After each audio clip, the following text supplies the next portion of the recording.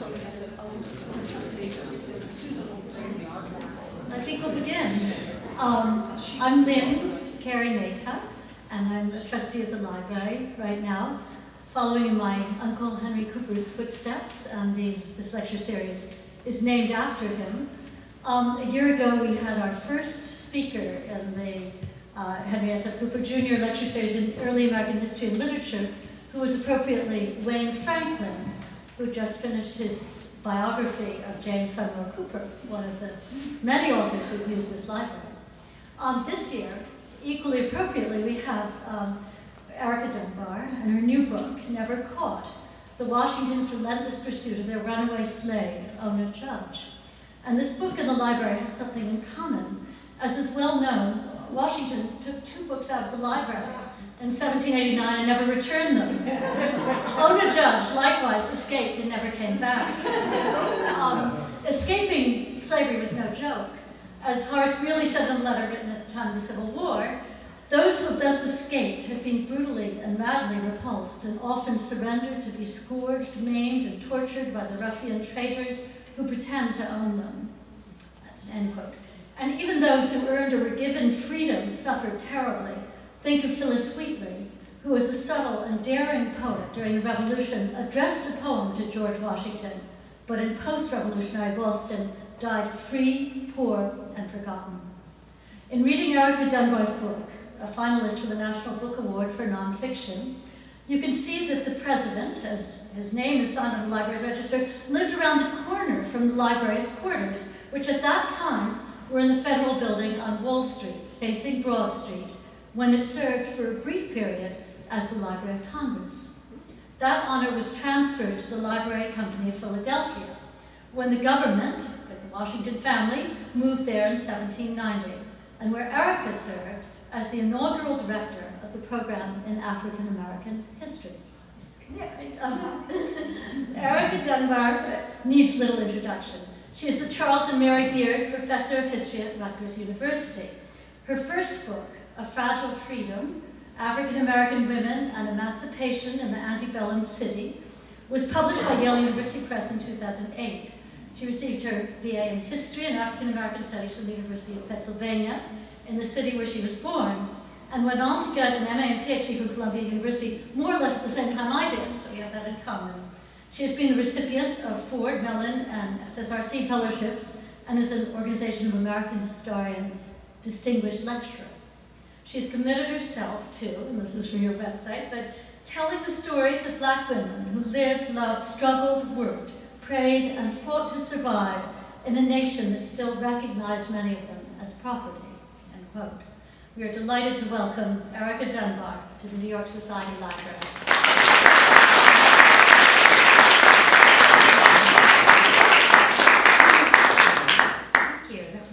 A nice introduction, and there are all these sort of points of contact when you mentioned how George Washington borrowed books. I immediately laughed because I think about the moments where students borrow books and don't return them. But I immediately thought, I wonder if Ona had seen those books. I wonder where he placed those books in the house. I wonder if she saw them. I wonder if she wondered what they said. So I had the opportunity a couple of months ago. I was down in Philadelphia, where I live. I was down at the new Museum of the American Revolution. And I'm going to have an event there in the spring. And so they brought me in, and they were so excited to show me this artifact they had down in the vault. And I said, okay, so they brought it out, and it was a doorknob that was on George Washington's door, like an interior doorknob on his bedroom. And I'm like, here, this was on the door, probably to his bedroom. And it was the first time that I was able to actually touch something that I'm certain Ona touched. Right? And as someone who does biography, as well as someone who focuses on the lives of enslaved women, that was really powerful and really sort of touching. So I asked him if I could come back and hold the door doorknob again, whenever I want. So I'll be back. Thank you for having me and for giving me a chance to talk a little bit about Ona, about the book, about the work that I do. So tonight I'll talk about the book. I'll also read a little bit from the book for those of you who haven't read it. To sort of, I think it's different when you hear the actual author read the book, just to kind of give you a feeling for my writing. So 41 years ago in January, ABC, the American Broadcasting Company, made history. My generation, and those older than I, remember the broadcast television miniseries called Roots, the saga of an American family based on Alex Haley's novel. Roots aired in 1977 and was seen by over 100 million viewers. It was one of the most watched television broadcasts, and it won 9 Emmy Awards. Most of Black Hollywood was in Roots. And for families such as mine, the miniseries really became this sort of broadcast event. I was in first grade when Roots aired, so I've just told you how old I am. You figured it out. My parents believed that my sister and I, although in first grade, should watch every night of the miniseries. And it was like 8 nights. It was a long time, right? And for a first grader, that was a lot of television to watch repeatedly. I remember my sister and I carefully spreading our Raggedy Ann blankets on the floor and prepared to watch ABC's presentation.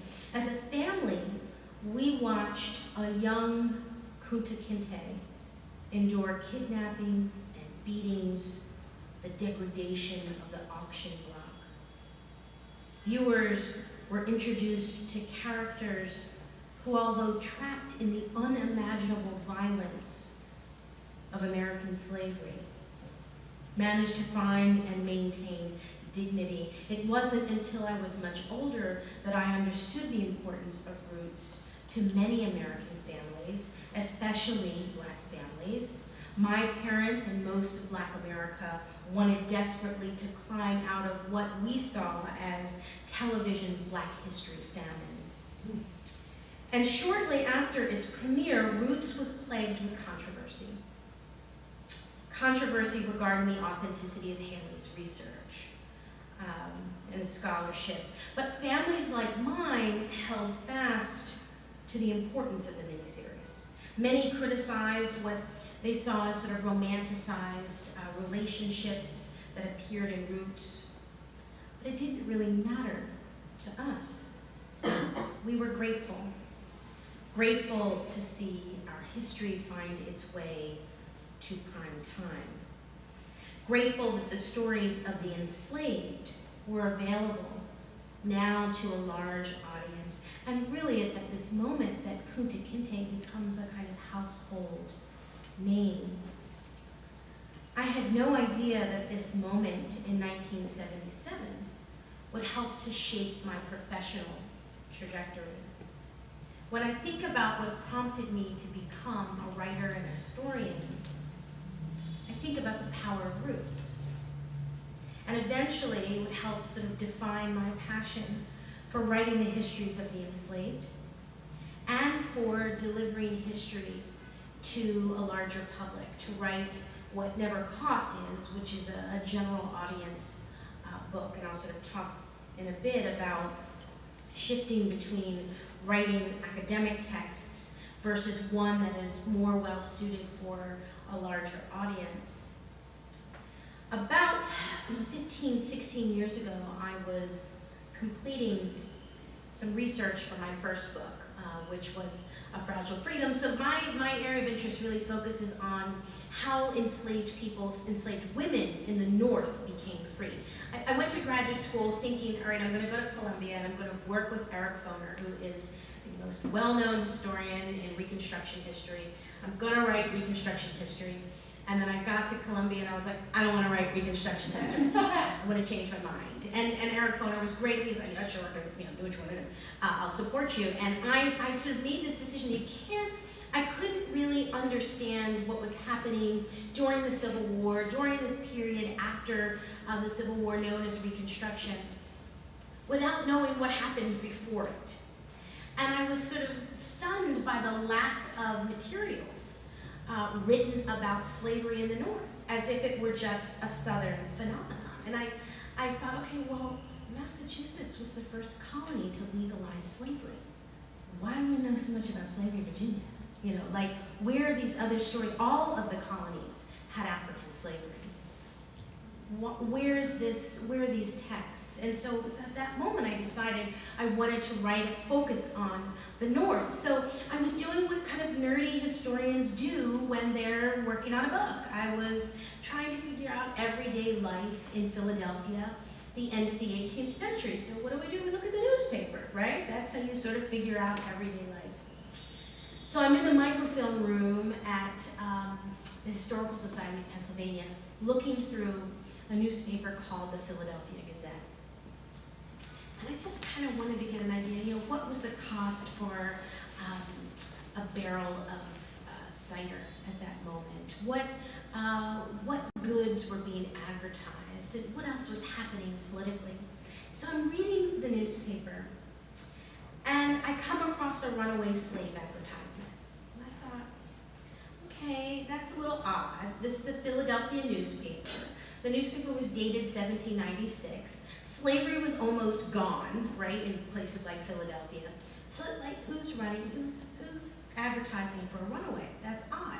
So I kept reading, and the language kind of jumped out at me sort of immediately. It read something like, absconded from the household of the President of the United States. And I was like, whoa, wait a minute. So, you know, I'm doing the math. That's George Washington. Okay. Who ran away from George Washington, and why is he advertising for this person in the newspaper as President of the United States? And I read further in the advertisement, and it named her.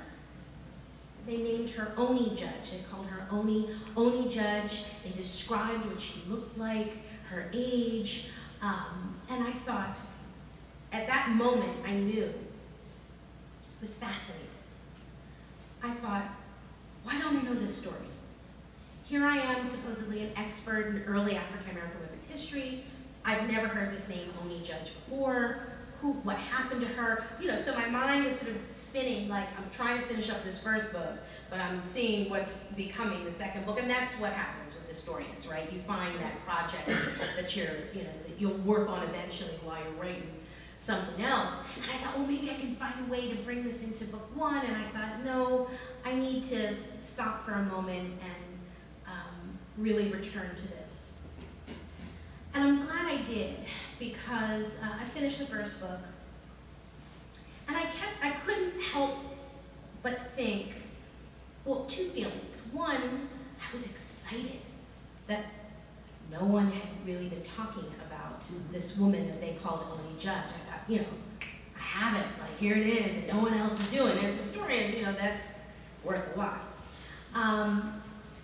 But on the other side, I also was angry and frustrated, and I was like, why am I just learning about this person? And so I vowed to sort of return to tell her story. It would lead me on a 9-year trail of uncovering the life of one of the most incredible women I've ever encountered in the archives.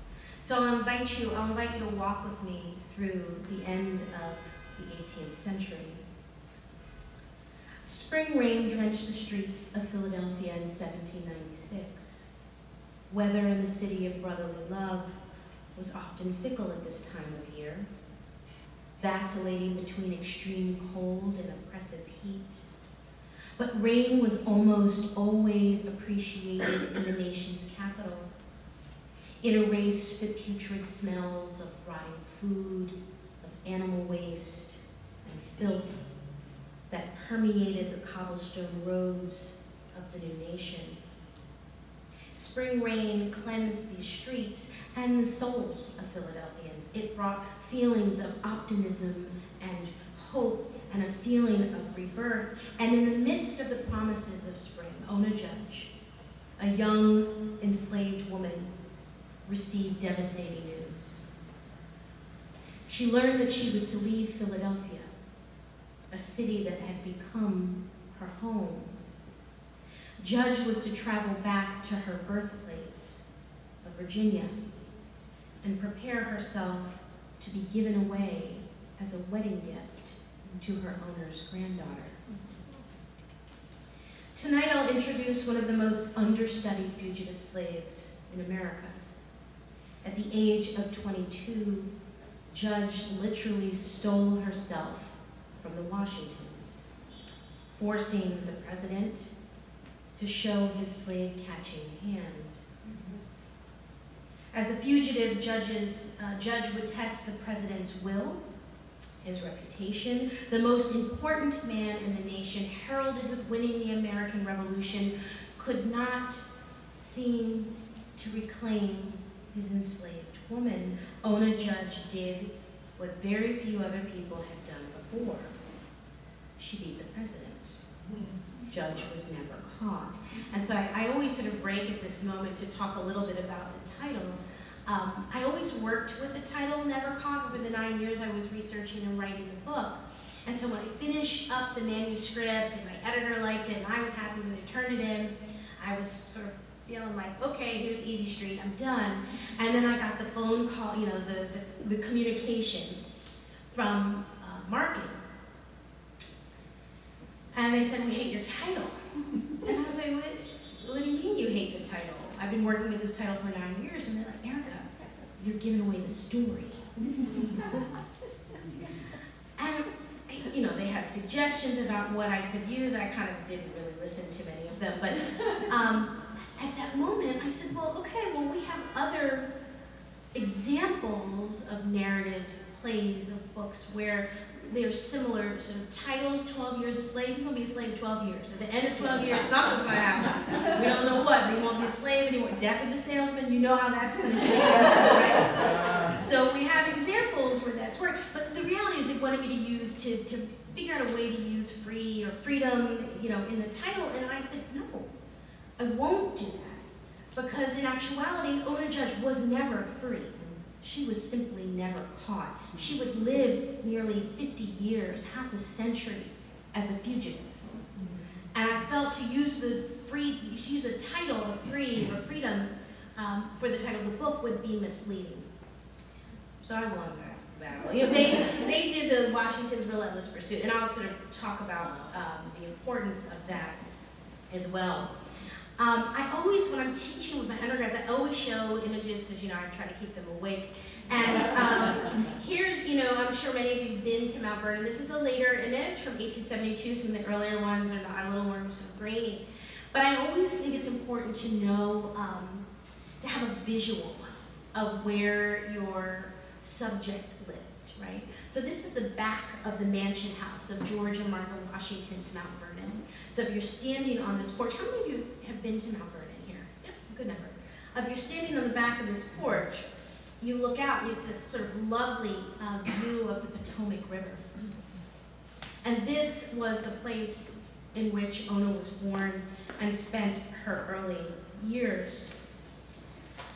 I introduce a new American hero. An enslaved girl who was raised at Mount Vernon, who once exposed to the ideals of freedom, was compelled to pursue it at any cost. This was a woman who found the courage to defy the president, the wit to find allies, the strength to negotiate, to run, and to survive. Her story is the only account we have of a fugitive once held by the Washingtons. And we also believe that it might be the only account we have of a fugitive from 18th century Virginia. Judge's life exposes the sting of slavery and the drive of defiance. She guarded what she would later on call her freedom every day of her life, never regretting her decision to fight for what she believed to be her right, and that was the right to live as a free person. So Ona is born at Mount Vernon sometime in 1773-74. We don't have an exact date. The Washingtons did not record the birth dates of the enslaved. Technically, Ona Judge belonged to Martha Washington. So, sort of crash course, American history, Martha Washington was married prior to marrying George Washington, right? She was married and widowed. She had numerous children with her first husband, and when her husband died, it left her a very wealthy widow. She was one of the wealthiest women in the Chesapeake. And so when George Washington married her, as my grandmother would say, he married up, right? He married into a wealth that he did not have. And that wealth, a large portion of that, consisted of enslaved people. Right? So when Martha comes to Mount Vernon, when they marry, she brings with her tens of enslaved people, over 100, and one of those enslaved people was a woman named Betty. Betty was Ona's mother. Betty was a seamstress and a spinner, a pretty good one. She brought her young son, who was a toddler, by the name of Austin, with her. And Betty, as I said, as a seamstress and spinner, went about her days sort of doing the kind of domestic work also that was required of enslaved people. So Betty was Ona's mother. Andrew Judge was Ona's father. Andrew Judge was a white indentured servant. And Washington had purchased, I have a copy of his indenture agreement. Washington actually purchased his agreement from Baltimore. And Andrew Judge was a tailor.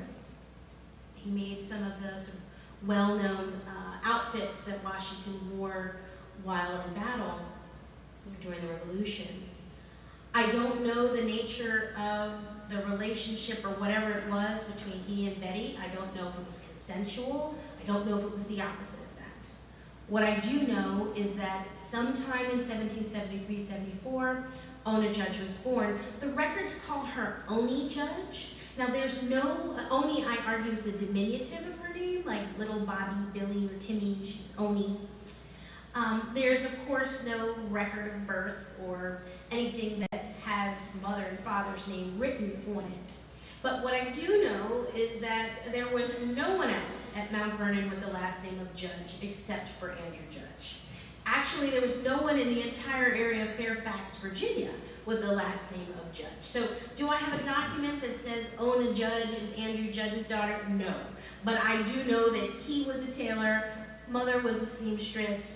She's described as a mixed race person later on. And she's one of the very few enslaved at Mount Vernon who are given a surname, a last name. So, and that's recognized by the Washingtons. At the age of 10, Ona was brought up to the mansion house to work for the Washingtons. She was to learn to become a seamstress and a spinner like her mother, which she did very well. And at some point, during her kind of what we call early teenage years now, she becomes sort of Martha Washington's chosen slave. I don't have a better phrase or title for that, but that's her preferred slave. It meant that she was responsible for the most intimate of chores and duties with Martha Washington. It meant she helped her bathe. It meant she brushed her hair. It meant she was on call constantly, 24/7, for Martha Washington. And it was this position, this liking that Martha Washington took to Ona that would change Ona's life. So when Washington was elected president in 1789, the Washingtons would move to New York. They decided that they would bring a little bit of home with them, and they would bring 7 enslaved people to New York. 5 men, 2 women. Ona Judge was one of them. So it's at this moment in 1789 that Ona's life changes. I'm going to read briefly from the book about this moment and what it meant for Ona and the others who were at Mount Vernon. The young Ona Judge was far from an experienced traveler. The teenager knew only Mount Vernon and its surroundings, and had never traveled far from her family and loved ones. For Judge, the move must have been similar to the dreaded auction block.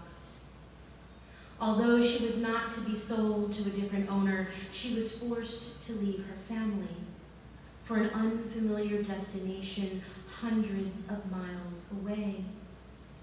Judge would have no choice but to stifle the terror she felt and to go on about the work of preparing to move, folding linens, packing Martha Washington's dresses and personal accessories, helping with the grandchildren with the tasks at hand. And it wasn't her place to complain or question. Judge had to remain strong and steady, if not for herself, then for her mistress, who appeared to be falling apart at the seams. Like Judge, Martha Washington had no choice about the move to New York. Her life was at the direction of her husband, who was now the most powerful man in the country. Mrs. Washington and Ona Judge may have shared similar concerns, but of course only Martha Washington was allowed to express discontent and sorrow. Martha Washington was unhappy, and everyone knew it, including her frightened slave. The president's nephew, Robert Lewis, would also soon be made aware of it. When he arrived at the estate on May 14th, things were in disarray.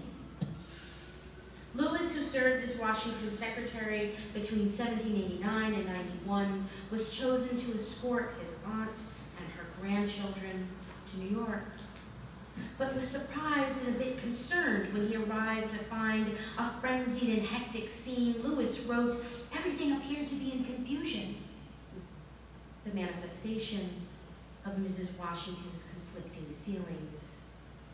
Robert Lewis described the departure, which finally took place on May 16, 1789, as an emotional moment for the enslaved and the First Lady. He wrote, quote, "After an early dinner and making all necessary arrangements, in which we were greatly retarded, it brought us to 3 o'clock in the afternoon when we left Mount V.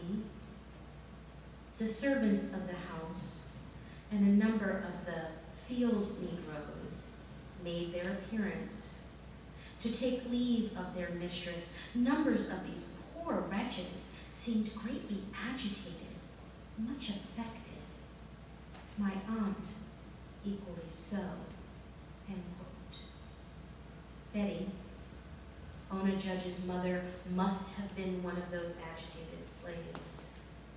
Not only was she losing her 16-year-old daughter, but she was also losing her son, Austin, who would serve as one of the Washington's waiters.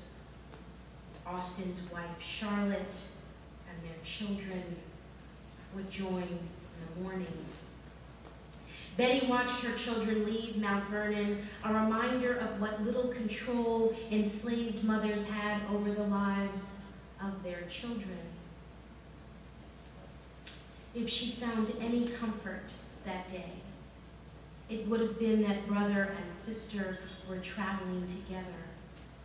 Austin was older and male and could look out for his younger sister.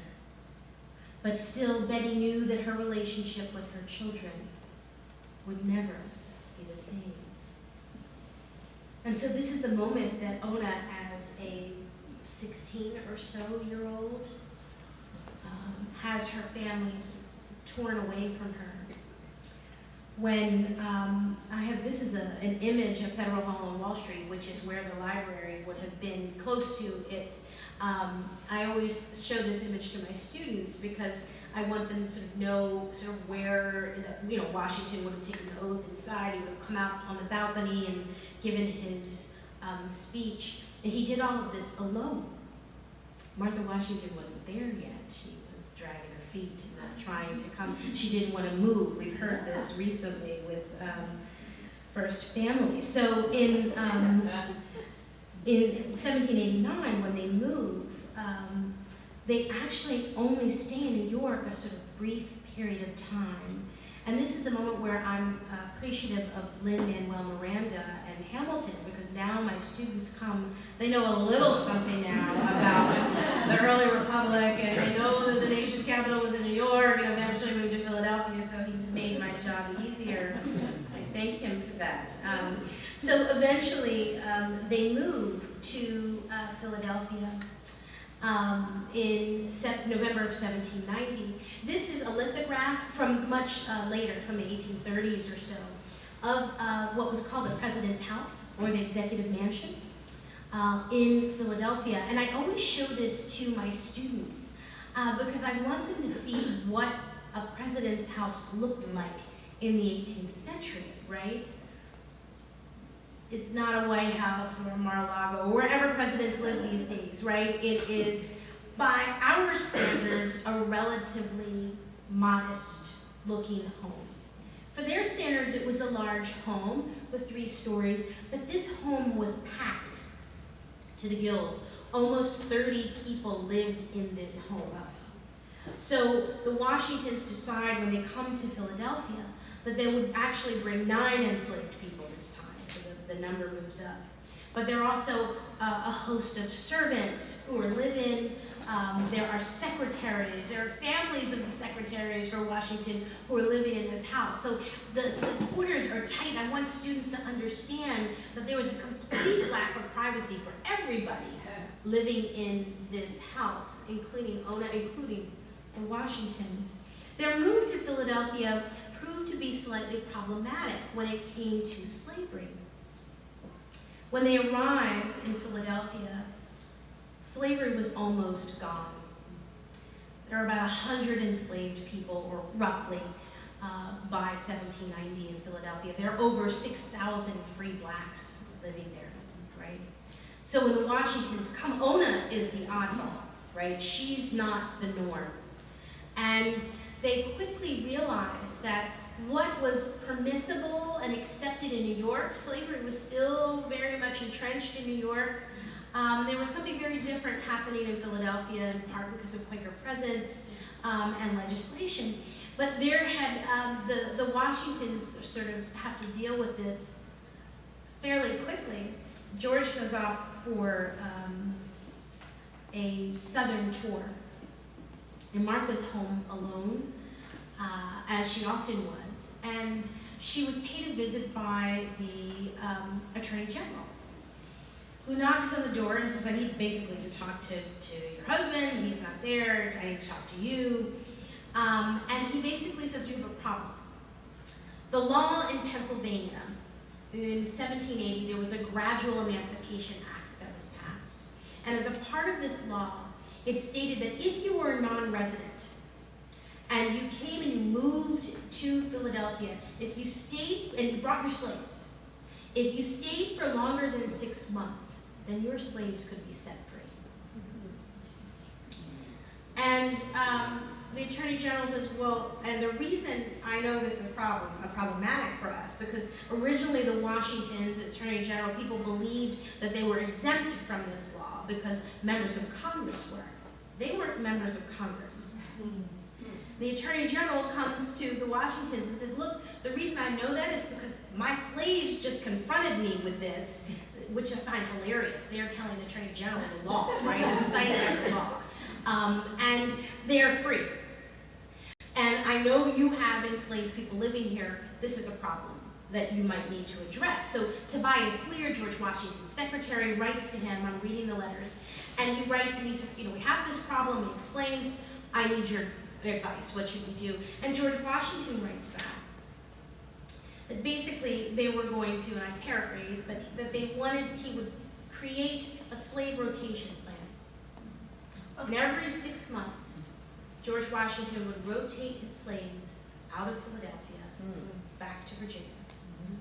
And if that was too problematic, a quick trip to Trenton would basically restart the clock on slavery. Right, so this is a moment where I'm reading these letters and I'm like, George, like, what are you doing? You know, clearly I'm reading this and saying, thinking about the opportunity to have had free laborers in his home, to have had servants who would expect a daily wage, but that couldn't have happened. He and Martha chose to have and to keep enslaved laborers with them because that's what they wanted. That's what felt good. And Washington wrote this. He said he did not like white servants. He said they were lazy. This is what Washington said. You know, that there were all kinds of problems. He didn't like the way they kept the kitchen. He had issues with these northern white servants. And he brought his slaves with him. And so for the next 6 years, Ona Judge and her other enslaved companions would be rotated constantly out of Philadelphia back to Virginia. And even that technically was breaking the law because there was an amendment to the law. So I'm reading this like, okay, they didn't know the law too well. And because the amendment says you can't do that, right? The whole point in Pennsylvania was to end slavery and to not allow outsiders as well to bring them. So this would be what the Washingtons did out of this house for the next 6 years. Until February of 1796, there was a palpable unease in the executive mansion. The Washingtons received a letter from their granddaughter, Eliza Parke Custis, who would become Parke Custis Law. There's a kind of folk tale about this image. She was sort of known for being a difficult, kind of rash child and then woman. Supposedly Gilbert Stuart painted this image, this portrait. He was in the middle of finishing a portrait on Washington, and she was annoyed that things were taking so long, and so she bursts in the door and she has her arms crossed, and so he decides to paint her because he thinks that she's interesting, right? And so this is one of Martha Washington's grandchildren. What's important to note is that Martha Washington has a number of children with her first husband, all of whom die before they are really adults. She has one adult son who dies in the Revolution of Camp Fever, Eliza's father. So when the Washingtons become the first family, she brings 2 of her grandchildren to live with them, to basically care for them. Eliza was not one of them. She was older. She remained in Virginia. But she wrote to the Washingtons in February saying, I'm going to get married, and you don't know him. And he's 20 years older than I am, and he's a British man, and he spent a considerable amount of time in India. She didn't write that he had 3 mixed-race children from an Indian woman. He was a total wild card for the Washingtons, and she's basically writing to them asking for permission to marry. Her father is deceased. She looks to George Washington, to her grandfather, as someone who would approve. And the Washingtons are upset about this, but eventually they make a decision. They decide that Washington writes, I'm reading these letters back and forth between Eliza and George Washington, and eventually he says, yes, we approve of your marriage. They don't go to the wedding, but they say, this is what you want, we will sign off. They marry on March 21st, 1796, and the marriage signaled the beginning of major changes for the Washingtons and for their slaves. At this moment, Martha Washington made a decision. Her deep concern for her granddaughter trumped any relationship that she had forged with anyone else. She felt as though Eliza was unprepared for marriage, that she was rash, that she was difficult, and that she needed support that Martha Washington could not give. She wasn't there. So what she would do is give her her very best slave. That would be Ona Judge. Ona leaves behind 2 interviews at the end of her life, telling us that she knew she was to be given away to Eliza. She thought that it would happen immediately. not after the death of her owners, as some had suggested. But she makes a statement, and she says she was determined never to be her slave. And because of that, she turns to the free black community of Philadelphia that helped her plan an escape. On May 21st, 1796, Ona Judge escapes from the president's house and never returns. This is one of the advertisements that the Washingtons place in the newspaper in 1796. So there's one in the Philadelphia Gazette, which was the first one I read, and then Claypool's American Daily Advertiser. And in Ona's interviews at the end of her life, she says, quote, "Whilst they were packing to go to Virginia, I was packing to go, I didn't know where. For I knew that if I went back to Virginia, I should never get my liberty. I had friends among the colored people of Philadelphia, had my things carried there beforehand, and left the Washingtons' house while they were eating dinner." End quote. A few days, this is a Saturday, by Monday the Washingtons are advertising for her. They advertise for her for a week. I found one thing very interesting, the last paragraph. $10 will be paid to any person, white or black, who will bring her home if taken in the city. They know that she's been helped by the free black community, and they're looking to the free black community, hopefully, to get some information about her. Ona Judge would leave in May of 1796 and would never return. She left in May. By August, the Washingtons knew where she was. She had been reported upon. Ona found her way to New England, to Portsmouth, New Hampshire. And I don't want to, I mean, you all know she was never caught, but I don't want to spoil, I don't want to do the spoiler thing because I do want, I am selling books outside afterwards. But what I will say is that the Washingtons would pursue Ona until the end of their lives. That George Washington would lean on federally appointed officials, the Secretary of the Treasury, customs collectors, family members, all to pursue her while he was president and while he was a citizen. Washington would die in December of 1799, and I have correspondence as late as September of that year where he's still pursuing her. I won't tell you how she manages to evade the Washingtons, but what I'll tell you is this. Ona would live basically in an isolated area in New Hampshire for nearly half a century. For 50 years, even after the Washingtons die, she knows that she is not safe, that technically she would be passed down to the heirs of Martha Washington, as were all of the enslaved at Mount Vernon who belonged to Martha Washington. She knew that even though they were gone, she was not free. And so what I find so incredible about her was that she managed to stay detached from the Washingtons, that she lived this life for half a century, choosing this existence over anything else. So in closing, what I'll say is that while Ona lived in the shadows for nearly half a century, I know that she never wanted to be forgotten.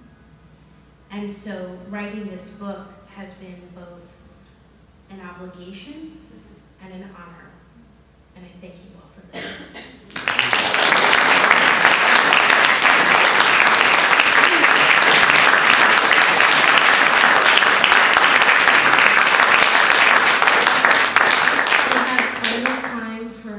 Q&A if folks have questions or comments or thoughts they'd like to share. Go ahead, yes. It's been a long time since I've had an American history course, but I've always heard that Washington manumitted his slaves in his will. Yeah. And we know, of course, they were all Martha's slaves. They weren't his, and so he manumitted them on her death. I don't know what year she died, but would that impact on them? Yeah, so that's a great, you remember well. So one of the things you know, when we think about the way historians, or the way we remember founding fathers in particular in slavery, we remember and know that George Washington did make the decision to emancipate his slaves upon the death of Martha. So remember, he did not have or own as many slaves as did Martha. And he made this decision basically, and for many reasons, I think Washington's kind of gotten a pass on slavery for a while, because he knew, and he talked about, I think, and what I try to show in the book is that he changes also, like his feelings and opinions about slavery changes over time. He's just as affected by living in the North and fighting in the Revolution and sort of what this nation should be. And he is friends with the Marquis de Lafayette, who's like, George, what are you doing with the slavery thing? Like, that's just crazy. And so there are moments where George Washington writes, you know, I wish to get quit of my Negroes. He wants to end, but he always finds a reason not to, right? Like, oh, they're intermarried with Martha's slaves, and that would tear families apart. I can't do that, right? And so he makes this decision to emancipate them upon Martha's death. So what happens is that George dies in December of 1799. And Martha realizes that the only thing preventing over 120 people from having slavery is her life, right? And she gets nervous. Rightfully so. She writes to Abigail Adams and others. She's, you know, there are these suspicious fires on Mount Vernon. You know, she's thinking that these slaves are plotting on her. They might have been, right? Because they knew that once she was gone, freedom would come. So she preempts that. She doesn't want to sleep with one eye open for the rest of her life, and she emancipates them before she dies.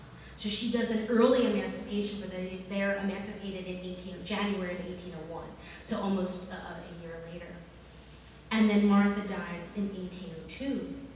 So I tracked all of the enslaved at Mount Vernon after the deaths of Martha and George.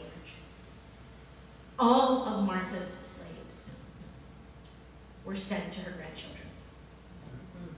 They were all still enslaved. She set no one free. There's some who believe that according to estate law, she didn't have the ability to emancipate, to change the will, but she changed George's. But, you know, and Martha actually purchased at least one slave of her own that was not inherited from her first husband, and she didn't set him free either. So I tracked them. They all went to her remaining grandkids, around 4 of them that were in Virginia. Those people who remained enslaved were Ona's kin. Ona left behind siblings at Mount Vernon. I tracked them. I know who owned them. I know where they went. The majority of them actually went to Martha Washington's grandson, George Washington Parke Custis, who, follow me here, George Washington Parke Custis builds an estate that we all know now as Arlington Cemetery, right? He would marry, his slaves were there. His daughter would eventually marry a guy named, that we all know as General Lee. So Ona's relatives remain, most of them, not all, some of them remain enslaved. So George's death and his will had no impact upon her. And one thing that I think is really important for us, you know, we'd say, okay, well, George, at least he did the right thing in death. Like, he wouldn't do it while he was living. But when he died, he made the decision. But, you know, I trouble that. I interrogate that, and I say, George Washington had no biological children. He and Martha Washington did not have children. As far as we know, George Washington didn't have any others. So he did not have the expectation of passing down wealth that came in the form of human bodies to any son or any daughter. Yeah, there were cousins and nephews and what have you that were there ready to cash in. But without that expectation of passing on wealth to children, I think that freed Washington to do maybe what he had been wrestling with for so many years.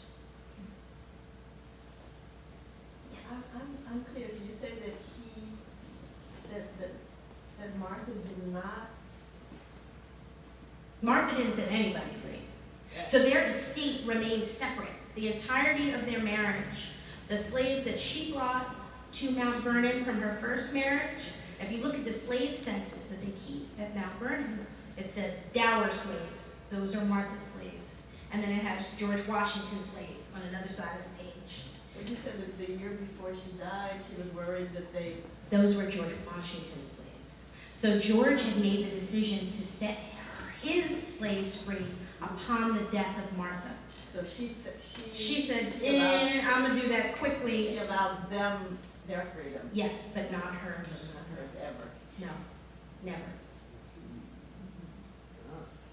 A two-part question. One, just you mentioned dower slave. Yeah. I had read that Martha could not legally give up the slave or free the slave because under the law, the slave would pass to her relatives. Mm-hmm. And then more generally, do you believe that it's reasonable to judge the Washingtons by the standards of their time, or would you judge them by, say, today's standards? Yeah, no, I think that's a great question. The first question about the legality of emancipation is a good one. There's some scholars who argue that because, not so much that they were a part of an estate, but more that because Martha Washington's first husband died without a will, that made things sort of murky. And that she would not have been able to amend anything regarding inheritance. But she does amend George Washington's will. And like I said before, she has at least one slave that she's purchased outright that did not come, and probably more than one, that did not come from her first husband. She does not set that person free either. And she also writes, it's very clear just to watch, it's sort of a study in contrasts. When you look at George Washington and Martha Washington, you read kind of what they wrote and thought about enslaved people.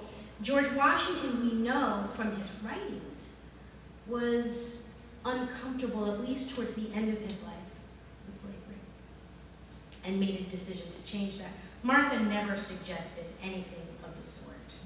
It was actually sort of the opposite in much of the writing that she did leave behind. Martha Washington burned all of the correspondence between her and her husband, because she knew that nosy people like me would be looking for stuff later. I can't blame her. There are a couple of letters that are in existence between the two of them, so we have very little in the way of evidence to interrogate their relationship and their feelings about slavery or writing about it to each other. The question about, is it fair to judge the Washingtons?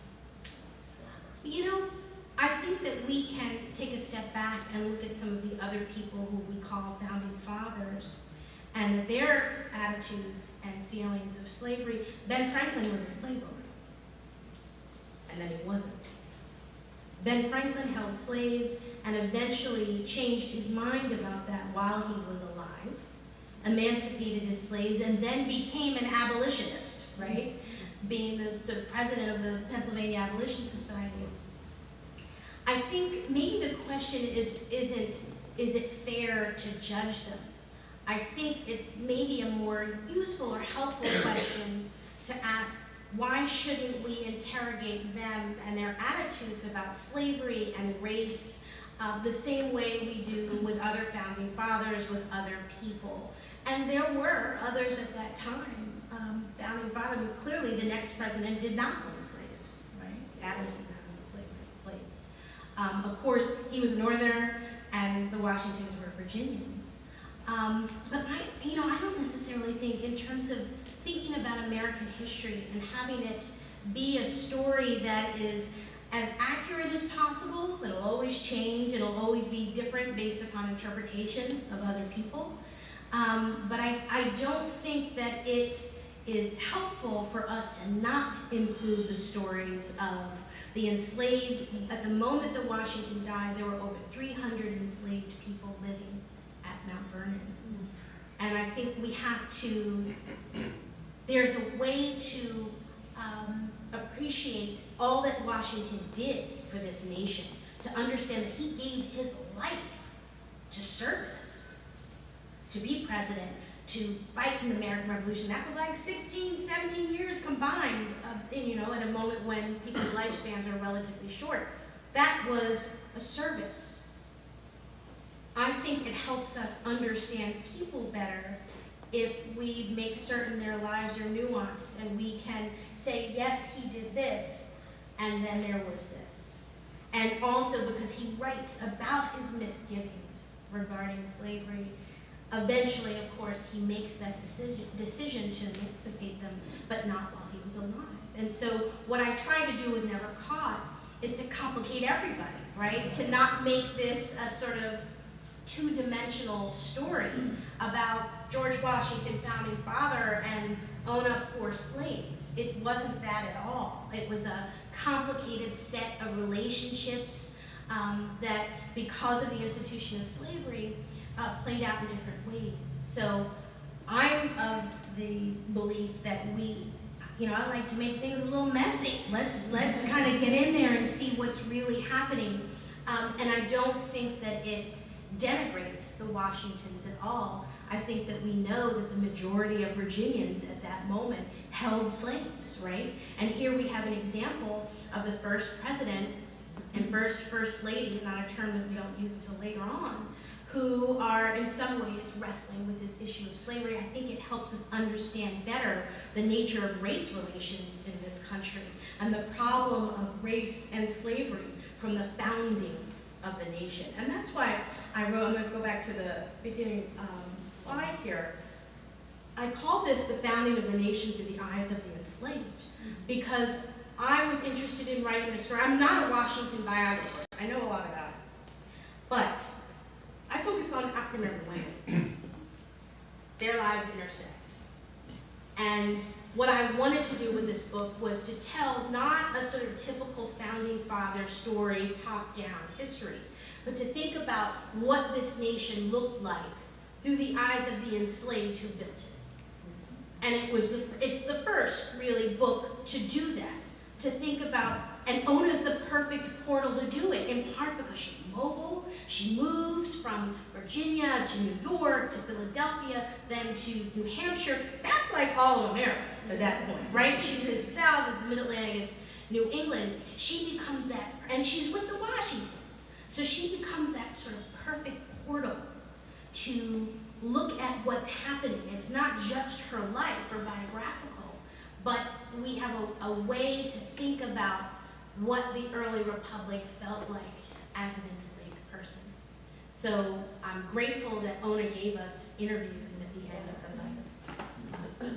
Can I take more questions? That's fine. Maybe one more question? Or? Well, you have to pick that person. I'm not doing that. You pick. I think you got picked. Yes. Ask me about the advertisement you were showing Sure. for a little while. It's called Claypool. American Daily Advertiser. Can you Yes. say, Yeah. well, I'm interested in something. Slavery was becoming illegal in Pennsylvania. Yeah. But that publication is a Pennsylvania publication? It is. So, there was no taboo about saying certain things in publications. Some publication, that's a great point, that at the time, the major newspaper in Philadelphia was the Pennsylvania Gazette, which was written and published by Ben Franklin. Ben Franklin in 1796 was not publishing runaway slave advertisements because he was an abolitionist by then, right? He had already changed his feelings about slavery. So in the Pennsylvania Gazette, by 1796, we don't see runaway ads. But in some of these others, oh, that's her marriage announcement. I didn't get a chance to show you all that. I did a little dance when I found her marriage announcement when she moves, and you can see by January of 1790. I did want you all to know, because once you buy the book, figure out that she gets married. But you don't know what else happens. So, but that was a little sort of nerdy moment for me when I found in the archives her actual marriage announcement. But yeah, so their newspapers, moving back to the Claypool's American Daily Advertiser, that did still have runaway ads. Not a whole lot in Philadelphia. It changes. But if you go back 10 years, 15 years, all of the newspapers, for the most part, have runaway slave advertisements, but it starts to change, and that reflects the changing attitudes in Philadelphia and the acceptability of slavery. Oh, so the press didn't want. And was Claypool's distributed in the region or? Mostly in the southeast section of Pennsylvania, so Philadelphia and what we would say it's environs. And what's interesting though is they only run the advertisement for a week. That's like a really short time in the 18th century to run an advertisement. People, if you were looking for a runaway, you could advertise for months for this person, hoping that someone would see them. But after a week, they pull back the advertisement, and they decide, they make the decision that they're not going to do this through a sort of very public venue, that they're going to do it through word of mouth, through acquaintances, through the Secretary of the Treasury, through their sort of links of friends across the nation. Were there slave catchers at that time? Most certainly. There were slave catchers, and the reality is that George Washington conscripts the Secretary of the Treasury and collectors, customs collectors, and a nephew to be those slave catchers. But let's think about this. Also, this is a moment, like, in terms of, we would call it PR now, right? It's like a PR nightmare, because this is happening at a moment when George Washington has already decided to step down from office. And so he makes the decision that, legacy was important.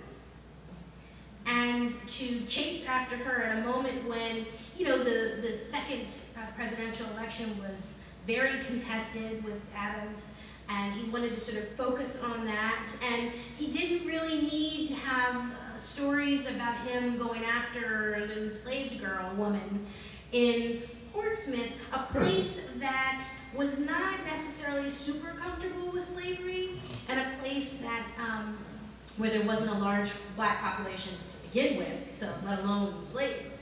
And so he made the decision to withdraw and to decide to handle this as a private citizen instead. So when he becomes a private citizen and goes back to Mount Vernon, he picks up where he leaves off. And he is still sending people for her. And so there's a set of letters, I'm not telling you anything else, there's a set of letters between him and others in New England, and that reveal his attempt. And every time he writes these letters, he's always like, because I'm asking myself, all right, why is he really going after her? Like, he's wrestling with this issue of slavery, the 300 slaves in Mount Vernon. What is it about Ona that he, and at first I was like, is this a Thomas Jefferson, Sally Hemings kind of thing, right? And at first I knew that's what it was. I didn't find anything like that. Doesn't mean it didn't happen. I'm just saying I don't have evidence that suggests anything else. What we do know is that when he writes, he's angry with her. And he says, we treated her more like a child than a servant.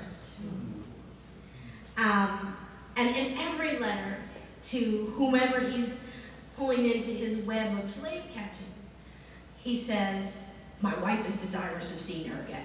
My wife is really upset. My wife. So he's always kind of throwing it back on Martha. I believe that. I believe that Martha was very angry. They felt like they had treated her well, and she had disobeyed them and was not loyal. And the moment where I thought, well, maybe it wasn't so personal, but I'll tell you a little bit. So